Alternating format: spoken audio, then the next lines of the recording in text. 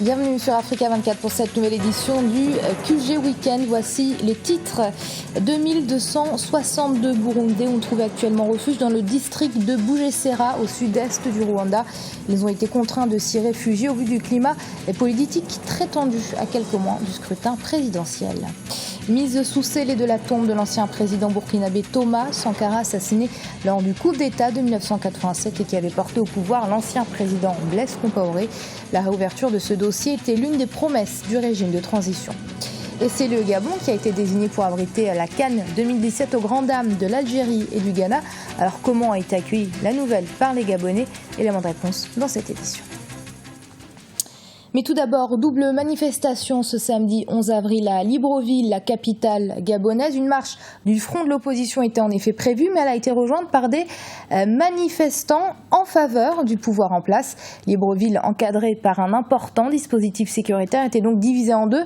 D'un côté, les partisans du président Ali Bongo, de l'autre, ses détracteurs. Mais aucun incident n'est à déplorer. Et puis, autre manifestation ce samedi 11 avril, mais au Burundi cette fois-ci. Une dizaine de milliers de militants du parti au pouvoir ont en effet défilé à Bujumbura pour démontrer l'unité de leur mouvement.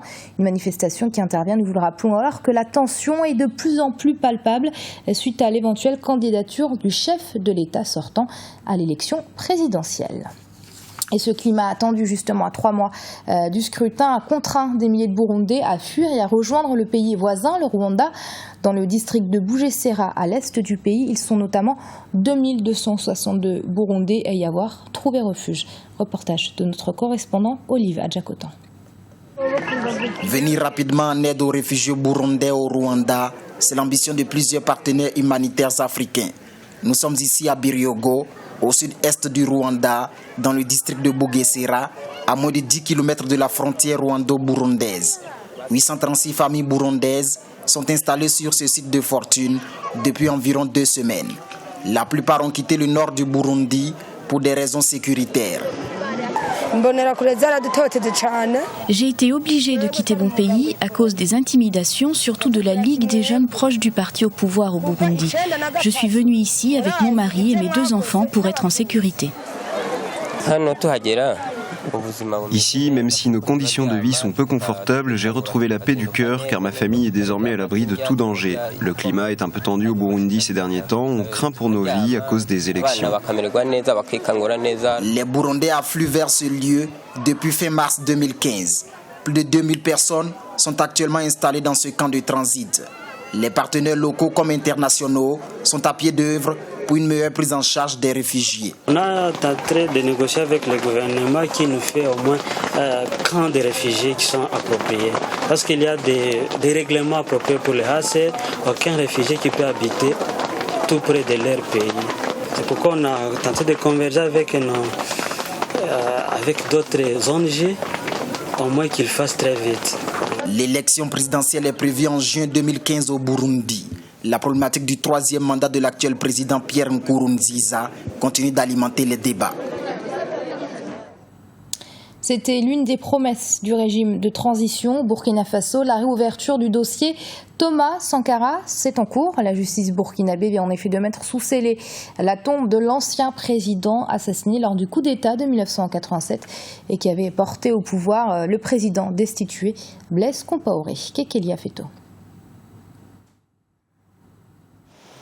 La justice burkinabé vient de mettre sous scellé la tombe de l'ex-président Thomas Sankara, assassiné en 1987. Une décision qui marque le début de l'instruction de ce dossier au Burkina Faso. Depuis jeudi, la tombe de Thomas Sankara et celle des 11 autres personnes qui ont été assassinées le 15 octobre 1987 sont entre les mains de la justice. Le juge d'instruction a fait un déplacement sur les lieux afin que la famille indique la tombe supposée être celle du président Sankara. Le juge, en présence de la gendarmerie et de la police, a procédé à la mise sous scellé des dites tombes. Lors de son investiture le 21 novembre 2014, le président de la transition, Michel Kafando, a pris l'engagement de ressusciter le dossier Thomas Sankara. Du côté des observateurs, la mise sous scellé de sa tombe est une avancée honorable. Ce dossier a toutes les chances d'aboutir, de connaître un dénouement heureux. Parce que, évidemment, le contexte est favorable parce que les gens qui sont soupçonnés d'être les auteurs de l'assassinat de Sankara ne sont plus aux affaires. Parce que c'est eux qui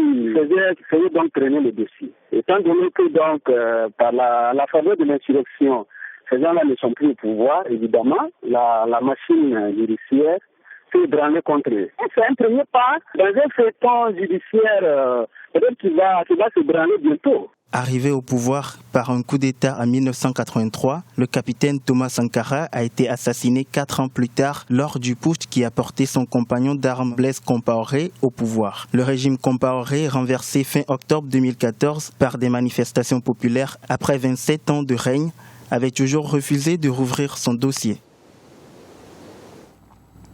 Bonne nouvelle pour le Gabon, ce sera le pays hôte de la CAN, la Coupe d'Afrique des Nations. 2017, le pays a été désigné par la CAF, devançant ainsi le Ghana et l'Algérie. Alors comment a été accueillie cette nouvelle par les Gabonais? Notre correspondant Douglas Toutoum est allé à leur rencontre. Voyez son reportage.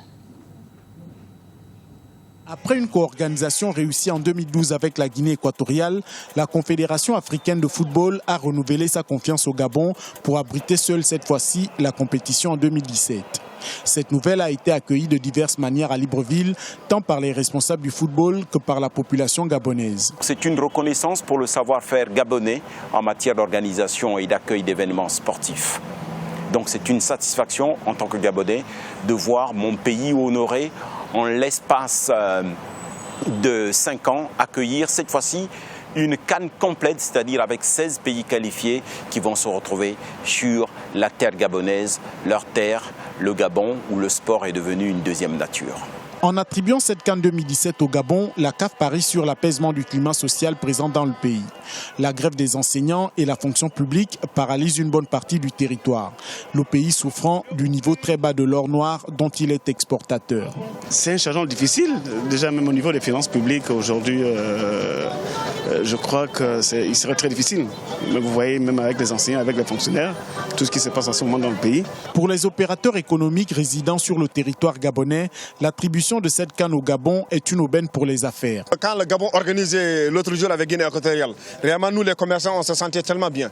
Les choses ça marche à plus forte raison. Maintenant ça s'organise réellement au Gabon.